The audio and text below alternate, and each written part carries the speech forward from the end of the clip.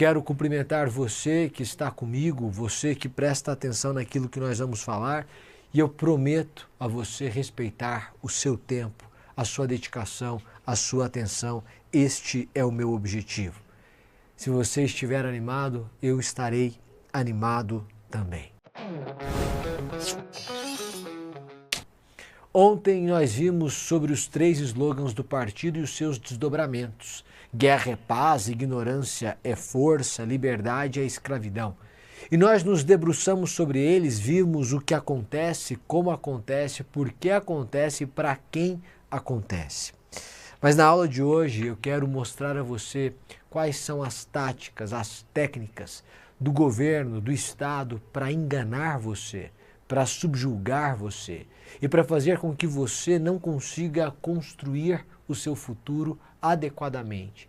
Porque ao fim e ao cabo, ontem nós mostramos o que destrói o seu futuro. Hoje eu quero mostrar como você constrói o seu futuro. E para isso você precisa deixar a ilusão, o engano, a opressão que é tentada por todo o Estado. Seja ele de direita, de esquerda, não é uma questão ideológica, é da prática humana, o homem que tende a abusar do poder que a ele é conferido. Preste atenção numa coisa.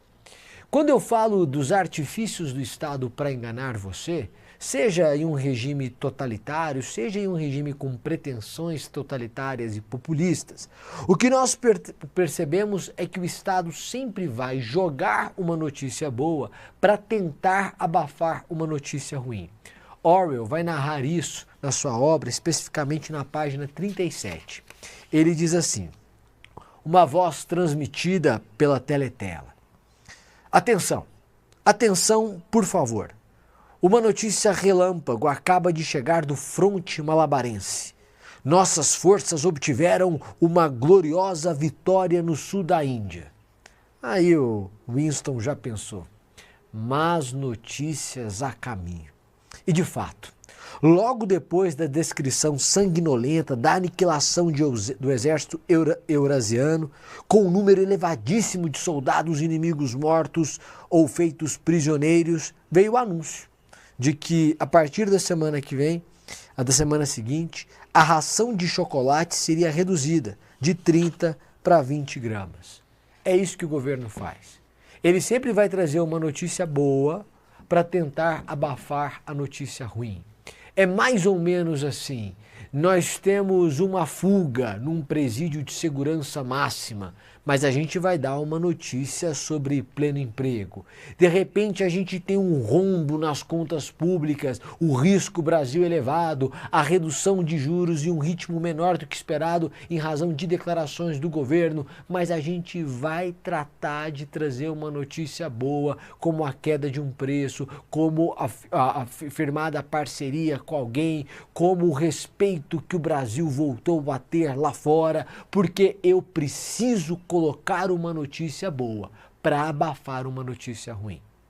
É mais ou menos assim. E sempre é assim. O governo sempre vai trabalhar assim. Por quê? Porque isso oculta a realidade. Se você não sabe, o governo federal colocou em sigilo, neste momento, os dados sobre fugas de presos em presídios brasileiros.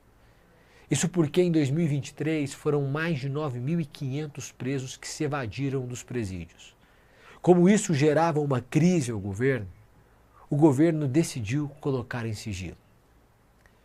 Quando o governo foi a Londres, agora, não nesta ida de ministros do Supremo, mas antes, o governo federal, o governo decidiu colocar em sigilo os gastos da viagem, quem foi, quanto pagaram na hospedagem, quem ficou hospedado, quais eram os servidores. O argumento é de que isso poderia, de alguma forma, afrontar a segurança. Que segurança? Nós não podemos dizer quantos presos se evadiram e como eles se evadiram, porque isso pode afetar a segurança. Que segurança? Eu quero saber. Eu moro numa cidade de 50 mil habitantes, de 100 mil habitantes, de 200 mil habitantes, há um presídio, há 1.000 pessoas ali. Se uma pessoa fugir, se 10 pessoas fugirem, eu quero ser informado. Para ter precaução, para não sair de casa. Para ter cuidado se houver alguém suspeito, com uma atitude suspeita, poder acionar a polícia. Que conversa é essa? E aqui está um erro do governo anterior e deste governo. Essa história de sigilo de 100 anos para tudo. Para tudo. Para o cabível e para o incabível. Para o decente e para o indecente. Aí agora a gente precisa aceitar toda a declaração. Pior. O atual mandatário prometeu explicitamente que não haveria sigilo sobre nada. E ele coloca sigilo sobre tudo. Ele mentiu. Só que se eu criticá-lo, você que gosta dele vai me criticar. Porque você perdeu o pensamento crítico. Se eu criticá-lo, você vai sacar os argumentos do antigo governo. Mas a decretação de sigilos é uma afronta a você. É o engano é você. É você que é feito de bobo. Quando é decretado um sigilo sobre como eles gastaram o seu dinheiro. Mas você aceitou passivamente porque você perdeu o pensamento crítico. Como é que o governo sempre vai fazer? Ele dá a notícia ruim, que é a do sigilo, ele solta uma notícia boa. Ele dá uma gafe contra Israel, se torna uma persona não grata no Estado de Israel e ele vai dar um jeito de rebolar e dizer que na verdade não é assim, porque ele é um humanista. Deixa eu te dizer uma coisa não tem absolutamente nada a ver com a outra. Você pode ser um humanista sem falar bobagem, você pode ser um humanista sem atacar um povo, você pode ser um humanista sem destruir a história. Mas eles vão fazer isso. E os governos, eles agem assim, porque há notícias impopulares e eles combinam com populares para camuflar a notícia ruim, para te enganar. Ao fim e ao cabo, esse é o objetivo. Nós estamos vendo, e eu sei que este tema é polêmico, e longe de mim, a tentativa de instigar a polêmica. Mas nós estamos percebendo no Brasil, e não só no Brasil, mas especialmente no Brasil, uma tentativa de alteração forçada do idioma. Eu não tenho nada contra a alteração do idioma. A língua é viva, ela muda. E se a língua mudar para você falar todes, amigues, etc., tudo bem. Isso não é um problema. O problema é a imposição goela abaixo de uma mudança como forma de imposição de uma ideologia. Você vai dizer, mas será que é essa a intenção? Vamos ver o que Orwell fala sobre a nova fala, que é um novo idioma criado por um governo totalitário. Ele diz assim: a 11ª edição é a edição definitiva. Estamos dando os últimos retoques na língua, para que ela fique do jeito que há de ser quando ninguém mais falar outra coisa. Você não sente muita admiração pela nova fala, Winston? Você sabia que a nova fala é a única língua do mundo cujo vocabulário encolhe a cada ano? Winston sabia. Sorriu com simpatia, esperava, sentindo-se inseguro quanto ao que diria, se abrisse a boca para falar. Você não vê que a verdadeira finalidade da nova fala é estreitar o âmbito do pensamento? Qual é a verdadeira finalidade da nova fala? Responde Orwell em sua obra. É estreitar o âmbito do pensamento, ou seja, você só pensa como eles. Para mim, a língua pode mudar do jeito que ela quiser, mas essa língua é mudada naturalmente. Não é por imposição de órgãos oficiais. O que nós percebemos na língua portuguesa é uma mudança natural da linguagem popular que aos poucos vai sendo incorporada ao dicionário. É assim que acontece. E é assim que se dá a mudança do idioma. Agora, quando eu proíbo você de falar de um jeito em que de um jeito diferente, que é o da linguagem padrão, do domínio adequado do vernáculo, mas que você tenha que falar da maneira como eu penso, então, a partir desse momento, o que eu quero fazer? Eu quero que você adote a minha ideologia. E se você não fizer isso, primeiro, você é um ridículo. Segundo, você é um preconceituoso. Quarto, você é um retrógrado. Quinto, você não serve para nada. Eles vão ridicularizá-lo, eles vão afrontá-lo, eles vão atacá-lo, eles vão acusá-lo. Meu amigo, eu não tenho nada contra a mudança do idioma. Eu só quero que essa mudança seja natural. Essa é a sua bandeira? Você pode defendê-la, mas você não pode impô-la. Você pode dizer que é isso que você acha certo. Agora, eu não sou obrigado a achar que você é o certo. Não, mas é para a inclusão. Se fosse para a inclusão, presidente era presidente. Ninguém chamava presidente de presidenta, porque não é presidento, é presidente. Serve para homem, serve para mulher, serve para gênero neutro, é neutro. Presidente, a presidente, o presidente. Não é isso. É a imposição forçada de uma ideologia. O que o governo quer fazer? Ele quer fazer com que você adote a sua ideologia e não é por direito LGBT, porque eu vou te... que é IA+, PN, é para que eles tenham o controle. Deixa eu te dizer uma coisa, eu falei do show da Madonna ontem, Madonna colocou no telão a foto de Ernesto Rafael Guevara, conhecido como Che Guevara, um argentino sanguinário e homofóbico que matou e era contra gays no mundo, especialmente na América Latina. Este sujeito foi homenageado no show da Madonna, a cara dele lá. Eu não vi uma pessoa do governo criticá-lo ou criticar a exposição da foto. Porque ou a gente defende o direito de todo mundo, e eu sou a favor da defesa, ou a gente não pode ser hipócrita, ou a gente é hipócrita. E é isso que está acontecendo. Porque quando uma mulher é agredida, ela é agredida. Eu perdi o sinal aqui. Quando uma mulher é agredida, ela é agredida. E aí, todo mundo que defende as mulheres tem que sair em defesa dessa mulher. Agora, quando a mulher que é agredida, ela é agredida por alguém com poder, influência ou filho de alguém com influência, desde que seja do partido, eles ignoram o direito da mulher, tá tudo certo. Eles ignoram, porque foi isso que nós vimos.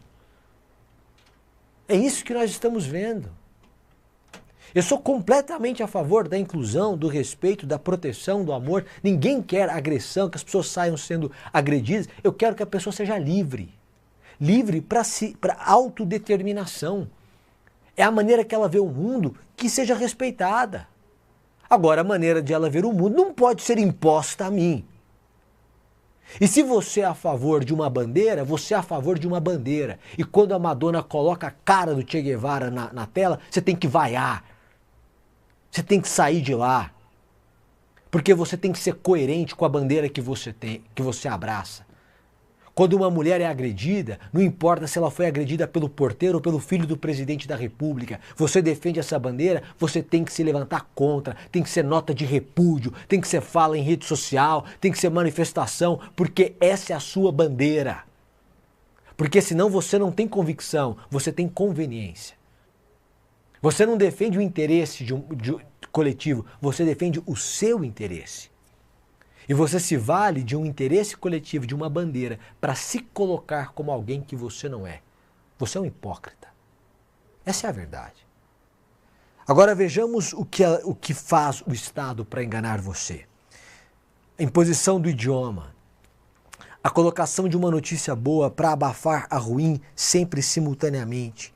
A ridicularização de quem pensa diferente. Aqui nesse texto você vê isso. Você, Winston, não aprecia a nova fala, né? Você não é um cara tão bom assim. E disse o cara triste, eu vou ridicularizá-lo. Se você não adotar a minha maneira de pensar, quer dizer que você não pensa. Quer dizer que você não evoluiu. Quer dizer que você não compreendeu a temática. Porque essa é a temática, né? A gente não pode criticar ninguém porque que pensa como eles. Porque se a gente criticar, quer dizer que a gente não entende, que a gente não estudou, que a gente não tem uma visão crítica do mundo. Você é uma mistura de analfabetismo com grosseria e esse é o produto que eu vejo na minha frente, porque ao fim e ao cabo você não concorda comigo. Sempre é assim. Mas o governo vai fazer com que você ouça uma mentira e ele diga que as pessoas estão apoiando aquilo, estão apoiando um abuso.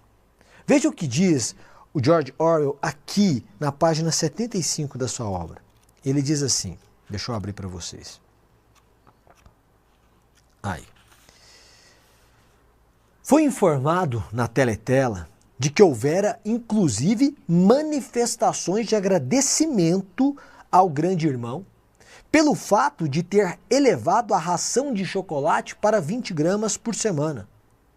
Mas, sendo que ainda ontem, refletiu Winston, fora anunciada a redução da ração para 20 gramas por semana. Seria possível as pessoas engolirem aquela, passadas apenas 24 horas do anúncio? Sim, engoliam. Primeiro, foi noticiado que as pessoas estavam agradecendo ao grande irmão pelo aumento da ração de chocolate para 20 gramas. Mas você viu na leitura anterior que, na verdade, a ração foi reduzida de 30 para 20 gramas. Eles vão inverter, vão dizer que eles aumentaram, que houve distribuição de renda, as pessoas estão pobres, estão piores do que estavam, mas eles vão arrumar um dado para dizer que as coisas melhoraram. Mas não é esse o ponto. O ponto é que eles vão fazer um retrato mostrando as pessoas agradecendo a eles pela mentira ou pelo abuso. Eu vou te dar um exemplo. As pessoas vão dizer que a população brasileira é muito grata às autoridades que estão agindo na defesa da democracia. Eu sou muito grato a quem age na defesa da democracia, desde que essa atuação seja plena. Há um tempo, alguém patrocinou na USP a chamada Carta pela Democracia. E eu estava doido para assinar a Carta pela Democracia. Mas era preciso que essa Carta pela Democracia condenasse os abusos que estavam sendo perpetrados também. Aí eu assinaria. Bastaria dizer que é preciso que haja o inquérito com prazo. Que as competências têm que ser respeitadas. Que não existe um inquérito que abarca tudo e todos sempre e para sempre. Um inquérito que comporta todo mundo. E a partir de decisões monocráticas de uma única pessoa, tudo pode mudar. Eu sou muito a favor da democracia, mas não há nada de democrático no afastamento de um governador eleito 8 dias depois do início de seu mandato, como aconteceu no Distrito Federal. Com uma canetada, o sujeito afastou o governador do DF por 90 dias, sob a alegação de que ele foi complacente, que ele foi incompetente, que ele fechou os olhos para as manifestações de 8 de janeiro, conhecidas como atos golpistas. Tá, se o governador fez errado, então que se investigue. Eu afasto um cara que foi eleito pelo voto popular para dirigir um estado, o Distrito Federal, que é uma entidade da federação, por 4 anos. Eu afasto esse cara com 8 dias, de forma monocrática e diz respeito ao voto de milhões de pessoas no Distrito Federal, e isso é democracia. E aí o que vai ter? Vai ter gente dando nota, aplaudindo esse tipo de comportamento. E eles vão noticiar quem aplaude, quem diz que está certo. Porque o advogado, eu entendo, ele tem muito medo de ir contra, de publicamente dizer que o ministro do Supremo errou, que o ministro do STJ errou. Amanhã ou depois ele vai despachar com eles. Ele tem um processo que será julgado por eles. Ninguém vai fazer inimizade com o juiz. Só que a gente imaginava que haveria uma autocontenção. Não há. Esse afastamento foi manifestamente incabível, incabido. Mas aconteceu. E a gente se sente constrangido em criticar porque as nossas liberdades já não são as mesmas. E de repente o que você percebe é eles noticiando agradecimentos pela defesa da democracia. Eu quero ver. Eu quero ver. Não, mas as pesquisas apontam. Que pesquisas? As mesmas que erraram todas as estimativas no pleito eleitoral? Que pesquisas? Porque agora, inclusive, as pesquisas mostram uma queda abrupta de popularidade do governo. E aí, o que eles estão querendo entender é como é que a popularidade está crescendo se os índices estão positivos? Como disse a ministra Simone Tebet, se microeconomicamente, macroeconomicamente, tudo vai bem. Por quê? Porque, na realidade, os números não são comida. Não é pão, não é leite, não é qualidade de vida. E, portanto, a pesquisa diz aquilo que quem a encomendou pede para dizer. E em muitos lugares é assim. De maneira que ou falta competência em quem produz, ou falta decência. É difícil você encontrar o binômio competência-decência. Mas eu quero crer que ele existe em alguns institutos, apesar da fragilidade que se evidenciou no pleito eleitoral. Fragilidade essa sempre demonstrada para um único lado. E essa é a verdade. Basta olhar os números em todos os estados da federação. Eu estou falando de eleições estaduais, etc. Erraram e erraram muito. Quero crer que por incompetência, não por indecência. Eles lutam para que você não tenha um pensamento livre. Essa é a verdade. Quando você abre na página 79 da obra, veja o que Orwell vai dizer. Era terrivelmente perigoso deixar os pensamentos à solta num lugar público qualquer ou na esfera de visão de uma teletela. Qualquer coisinha podia ser sua perdição. Era terrivelmente perigoso deixar os pensamentos à solta num lugar público. Gente, é tão grave isso que agora que eu explicito a minha opinião, várias pessoas dizem para mim, cuidado. Mas eu não estou fazendo nenhuma crítica de baixo nível. Eu estou discutindo o ordenamento jurídico, eu estou colocando a minha visão de mundo e eu não estou defendendo nada que seja antidemocrático, nem inconstitucional, mas cuidado. Seu pensamento está livre demais. E as pessoas que estão ali e muitas vezes comentam os meus posts com agressividade, são pessoas que perderam seu pensamento livre. Summer, por quê? Só porque elas não concordam com você? Não, só porque o único argumento delas é e o governo anterior. Que o presidente andava de jet ski. Meu amigo, o que tem a ver alhos com bugalhos? Eu não estou citando o governo anterior, o passado é uma terra que não existe mais. Elas não aceitam a crítica e pensam sobre ela. Segundo argumento, é o seguinte, sempre foi assim. O argumento é sempre foi assim. Todo político faz isso, Summer. Sempre foi assim. E o que a gente vai fazer? Eles fazem politicagem mesmo. Sempre foi assim, porque você aceita que seja assim. Porque se você não aceitasse, meu amigo, as coisas seriam muito, muito, muito diferentes. Preste atenção. Eu quero que você veja esse trecho que tem total correlação com o que eu estou falando aqui, para eu continuar te explicando. Olha o que Orwell diz. Os proletas, a massa da população, se de algum modo acontecesse o milagre de que se conscientizassem da força que possuíam, não teriam necessidade de conspirar. Bastava que se sublevassem e se sacudissem como um cavalo se sacode para expulsar as moscas. Se quisessem, podiam acabar com o partido na manhã seguinte. Esse é o problema. Sempre foi assim, mas não vai ser sempre assim. Sempre roubaram. E daí que sempre roubaram? Para sempre vão roubar? Se nós tivéssemos consciência enquanto sociedade, o que aconteceria? Agora houve a tragédia no Rio Grande do Sul, então nós vamos destinar, são 4,9 bi para eleições municipais do fundo eleitoral? Sim, então nós vamos deixar 1,9 bi, no máximo 3 bi vai para o Rio Grande do Sul. Não vai quebrar o Estado, não vai ter guerra fiscal, não vai ter, não vamos descumprir meta fiscal, não tem nada disso. Porque pode esperar, eles vão usar o Rio Grande do Sul para dizer que a meta foi descumprida porque eles foram humanistas. Não, a meta já seria descumprida e a irresponsabilidade precede a tragédia. Mas veja você o que acontece. É só você falar, não quero. Eu quero que seja só 1 bi para fundo eleitoral municipal, 3,9 manda para o Rio Grande do Sul. Quem é que manda no dinheiro? É você. Só que você, povo, não se conscientizou. E aí a gente faz uma revolta em rede social que acorda em um dia e passa no dia seguinte. E nada muda. E nada muda porque a gente não tem consciência e só vamos construir o nosso futuro de forma consciente, com pensamento crítico.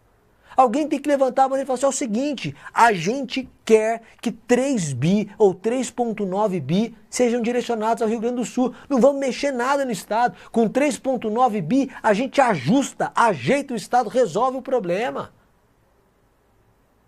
Acabou. Acabou. Ontem a ministra Simone Tebet teve a ousadia de dizer que, olha, o dinheiro não vai agora porque os prefeitos não sabem exatamente o que eles querem, porque a água não baixou. A gente já sabe o que eles querem. Se a ministra não sabe, eu vou te contar. É água potável, é colchão, é sabonete, é produtos íntimos, é comida. Precisa de mais alguma coisa, mais algum detalhe? Pode mandar isso, que ajuda muito. E pode mandar barco, motorizado, pode mandar o que você quiser, avião, tudo isso. Mas se eu postar uma coisa assim, as pessoas vão dizer, mas e o governo anterior? O que tem a ver o governo? Mas houve uma crise no governo anterior, e houve a pandemia, e houve Bahia, enchente. Meu amigo, o que tem a ver alhos com bugalhos? Eu não estou fazendo uma comparação, não é uma tabela que eu estou falando assim, João foi assim, José foi assado. Não, eu estou olhando este problema, eu quero resolver este problema, e as pessoas que nós colocamos lá estão errando. E acabou. E nós precisamos nos conscientizar disso. Eu não aceito isso. Acabou. Porque se a gente colocar 500 mil pessoas na Paulista, se a gente colocar 500 mil pessoas no eixo monumental mandando que o fundo municipal seja transferido, o eleitoral municipal, para pagar as contas do Rio Grande do Sul, eles vão fazer. Mas é preciso que o povo se conscientize. Eu não tenho pretensão política alguma. O meu trabalho é outro, aqui eu influencio muito mais. Você pode ficar despreocupado, você que está levantando a bandeira, etc. Não é esse o ponto. O ponto é enquanto gente, fosse de direita, fosse de esquerda, fosse de centro, a gente tem que olhar para a gente enquanto população e falar assim, o pessoal está morrendo. Está morrendo. E estão atrasando o envio das coisas. Cada minuto que você atrasa é uma vida a menos, potencialmente. Uma pessoa morre porque mandaram no outro dia. E é isso que está acontecendo. E não sou eu que estou dizendo. Folha de São Paulo, opinião da Folha de São Paulo de hoje. O presidente Lula demora a decidir. Demora. A gente é enganado o tempo inteiro. O tempo inteiro. O Jornal Nacional fez a cobertura ontem de Porto Alegre. William Bonner de camiseta. E olha que o William Bonner era um sujeito que eu tinha um grande apreço. De camiseta, entrevistando o governador. Beleza, foi ontem. Mas no ápice, que era no meio do show da Madonna, eles ignoraram, como se não tivesse acontecido. É dentro do JN. E boa noite, sorrindo, fiquem com o show da Madonna. Fiquem com o show da Madonna, o Estado está destruído. Cadê o seu papel de conscientização, de arrecadação? O sujeito fez uma maior festa.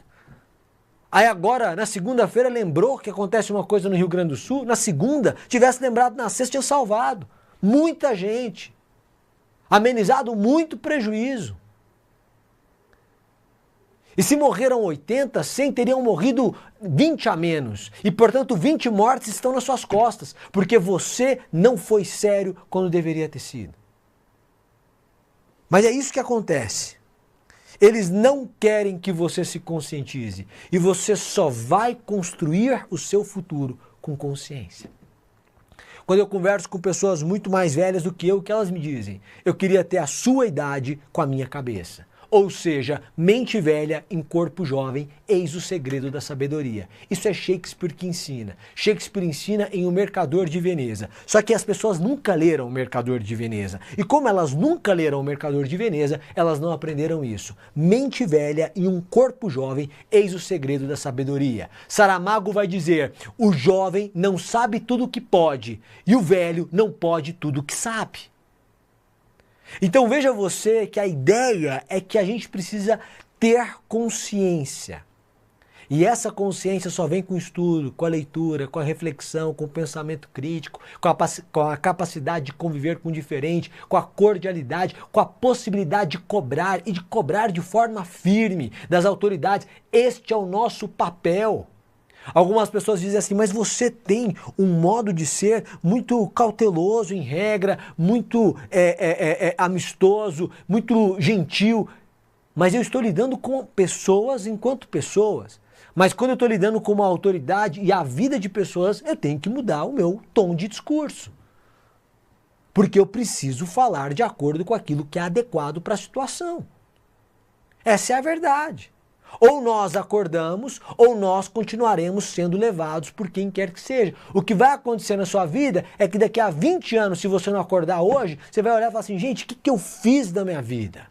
Passaram inúmeras oportunidades e eu perdi.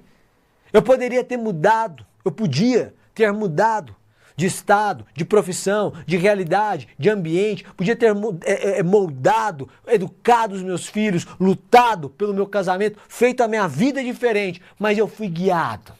Porque não se engane, a ideologia é da destruição.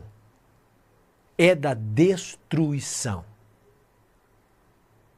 E você vai vendo que aqueles que aplicam a ideologia no seu ápice têm a vida rasgada, destruída.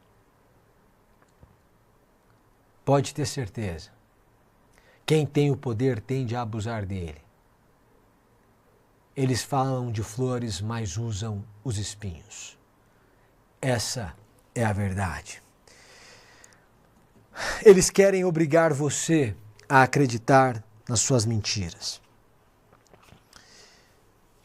Num determinado trecho da obra, Orwell diz, no fim, o partido haveria de anunciar que 2 mais 2 são 5. E você seria obrigado a acreditar. Porque a heresia das heresias era o bom senso.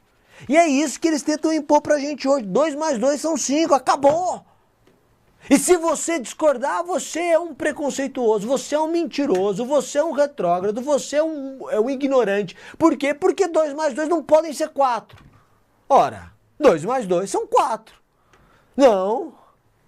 Veja bem, há uma pesquisa encomendada numa universidade com um professor enviesado que faz como eu quero que ele faça e que diz diferente. Como, por exemplo, a contagem dos manifestantes na Paulista.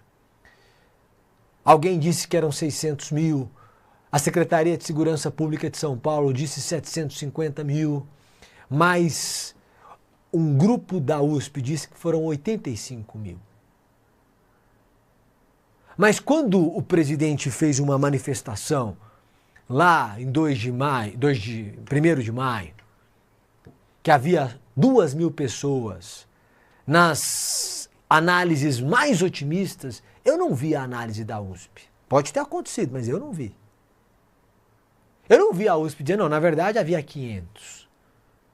Por quê? Porque as pessoas estão cegas pela sua ideologia. E quando eu critico o governo anterior e falo de suas inadequações, eu falo porque eu vi, eu vivi. Mas a minha concentração está no governo presente porque é o governo que eu vivo e o passado é uma terra estrangeira. Ela não existe mais, eu não habito nela. Eu preciso olhar para trás, para refletir, para tomar as minhas decisões. Mas eu preciso influenciar o meu presente. Muitas vezes nós temos a sensação de que o ideal seria que nós tivéssemos nascido em outra época. Porque nós seríamos mais felizes, porque a vida nos anos 90 era melhor, porque a vida nos anos 80 era melhor, porque a vida no século XIX era melhor. Você se engana. Você nasceu no momento certo. Você nasceu para servir a esta geração. Não se engane. Você não é Deus.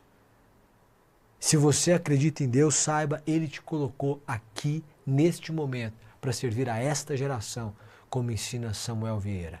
Você está no lugar certo, na hora certa, na época certa. Mas você precisa de coragem. Porque dirá Churchill, a coragem é a primeira das qualidades, porque dela dependem todas as outras. Senhoras e senhores, eles vão tirar o tempo livre para você não pensar. Olha o que ele diz. Os membros do partido não dispunham de tempo livre e só ficavam sozinhos quando estavam na cama. Eles não tinham tempo livre. Eles vão tirar o seu tempo livre. O celular tira o tempo livre. Quando eu lanço o Clube dos Pensadores, eu vou lançá-lo amanhã, eu digo, gente, são 15 minutos por dia que você vai parar, você vai tirar para você e você vai ler. Quando eu leio Machado de Assis, o meu conselheiro é Machado de Assis. Quando eu leio José de Alencar, o meu conselheiro é José de Alencar. Quando eu leio Essa de Queiroz, Gabriel Garcia Marques, José Saramago, qualquer autor clássico, Fernando Pessoa, eles passam a ser os meus conselheiros. Aí você vai dizer, Samer, de onde veio a coragem para você falar assim? E eu vou dizer a você, veio de Fernando Pessoa, quando escreveu no seu livro do Desassossego, trago em mim as feridas das guerras que não travei, são elas as que mais me doem. As guerras necessárias que você foge, das quais você foge, são as que mais vão feri-lo ao longo da vida. Você vai olhar e vai dizer, eu podia ter feito isso, e eu não fiz. A doutora Ana Cláudia Arantes escreve uma obra sobre a vida que vale a pena, o fim da vida, a morte é um dia que vale a pena. Ela vai falar sobre pacientes terminais, mas ela vai dizer, e ela conta um ditado, um provérbio judaico. Ela diz que o sujeito estava próximo da morte, o rabino, bem velho. Então colocaram um rapaz muito novo para dormir ali com o rabino no quarto, para ajudá-lo, tal, ok. E de repente esse rapaz acorda um dia à noite e o rabi está sentado próximo à janela, assustado. Ele está olhando, está assustado, com medo. Ele disse, rabi, o que aconteceu? Ele disse, eu estou com medo. Ele disse, medo de quê? Eu tenho medo de Deus. Medo de Deus? Mas o senhor é uma pessoa tão boa, fez tudo bem a vida toda, ajudou tanta gente. Ele disse, eu tenho medo de uma pergunta de Deus. Ele disse, mas qual, rabi? Ele disse, eu não tenho medo de Deus me perguntar, por que você não foi Elias? Porque efetivamente eu não sou Elias. Eu não tenho medo de Deus me perguntar, por que você não foi Moisés? Porque efetivamente eu não sou Moisés. Meu medo é Deus me perguntar por que você não foi você. Este é o meu medo. E este é o medo que você deve ter. Porque na parábola contada por Jesus sobre o servo, o único servo, os servos que recebem os talentos do seu senhor, o único servo que acende a ira do seu senhor é aquele que esconde o seu talento. Servo mau e infiel. Se você não tiver coragem de expor o seu talento, então você não serve e não é digno dele. Muito da minha coragem vem de um apoio e de vários apoios. Mas a minha esposa, conversando comigo, me disse o seguinte outro dia. Ela disse, eu entendo que você seja atacado, mas saiba que Deus te deu um dom. Deus vai te cobrar por ele. Você não pode negar o dom que Deus te deu. Você vai ser cobrado por ele. Eu não vou negar o dom que Deus me deu. As pessoas podem me ofender, me xingar, me perseguir, mas eu não vou negar. Porque essa é minha responsabilidade, essa é minha vocação, essa é minha voz, essa é minha luta, essa é minha causa. O que eles tentam fazer? Eles tentam render os intelectuais, impondo a eles terror. Essa é a verdade. Em determinado trecho da obra, Orwell vai dizer, na página 107 da obra, no finalzinho, o terror imposto aos que continuaram vivos os reduzira havia muito a um estado de completa rendição intelectual. Uma completa rendição intelectual. As pessoas sentem medo, elas sabem da verdade, elas veem a verdade, elas sentem os abusos, elas lamentam os abusos nas suas casas, mas elas não têm coragem. porque foi imposto um terror às pessoas. As pessoas não têm coragem sequer de se manifestar pacificamente nas ruas, porque elas têm medo de em determinado momento acontecer uma revolta de um grupo que seja e todo mundo ser preso. E de repente essa pessoa que só estava lá se manifestando se ver condenada a 17 anos de prisão.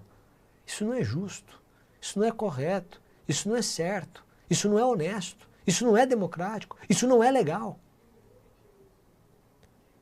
Mas é isso que nós estamos vendo. Quem fez o mal que seja punido, mas uma punição indiscriminada.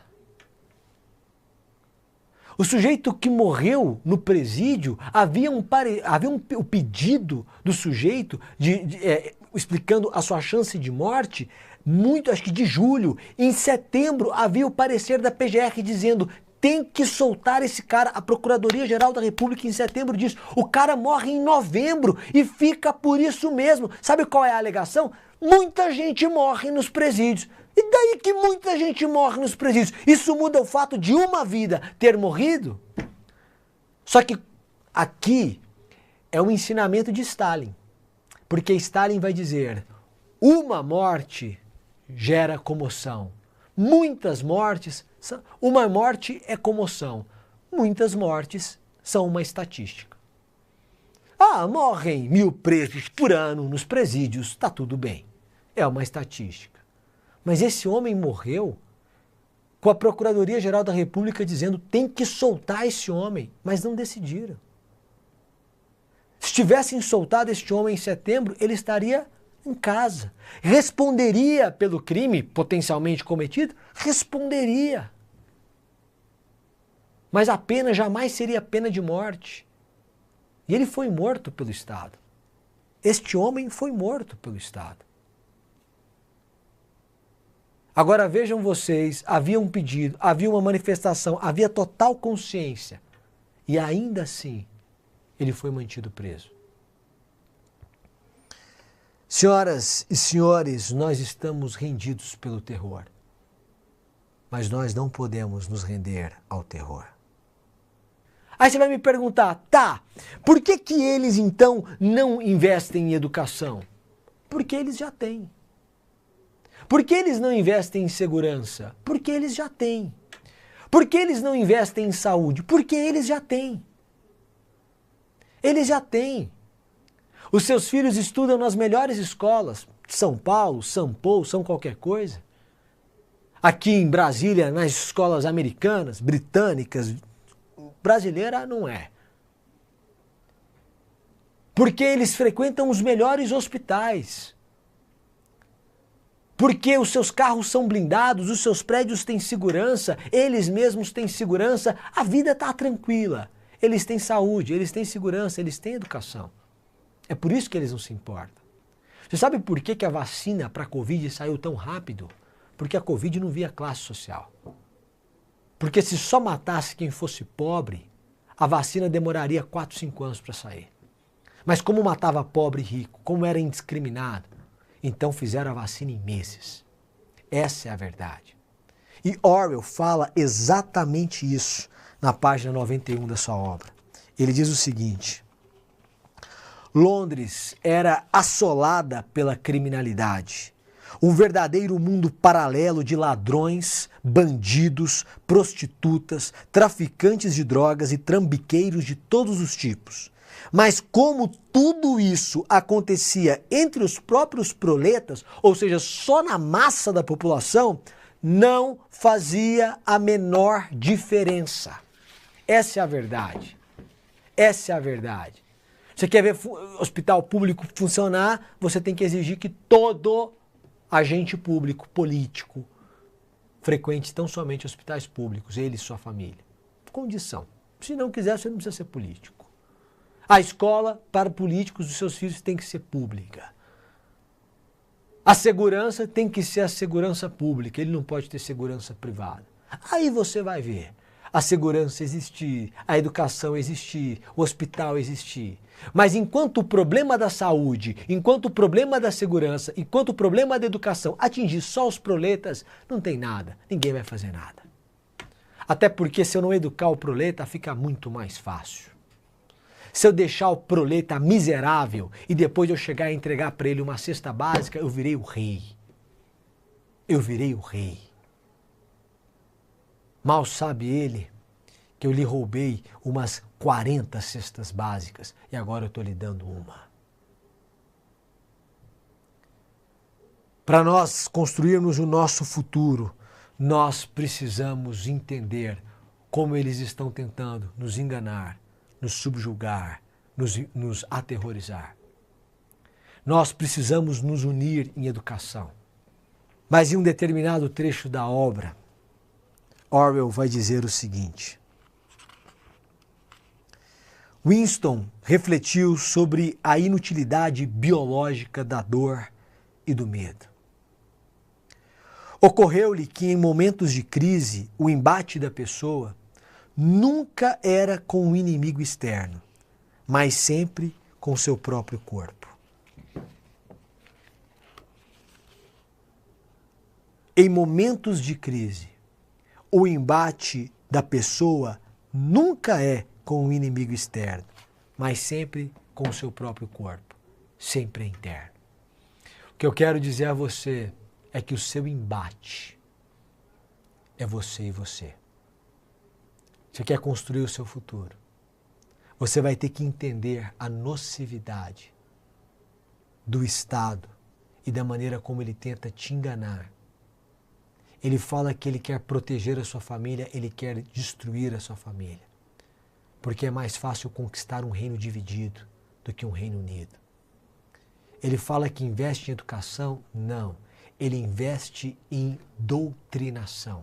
Educação superficial, vá ver os testes do Brasil, nos quesitos de educação, matemática, tudo, comparado com o resto do mundo. É uma vergonha. A nona economia mundial ter esse nível de educação é uma vergonha. Nós precisamos nos unir para construir uma educação, uma saúde, uma segurança de qualidade. Para entendermos que unidos nós podemos exigir que o dinheiro que é nosso vá para o Rio Grande do Sul sem que alguém tenha que dizer que eles estão fazendo um favor e que, portanto, eles merecem o nosso voto. Não, eles estão fazendo só obrigação. E é por isso que eles estão lá. E se eles não cumprirem a obrigação, eles vão sair. Porque o poder é do povo.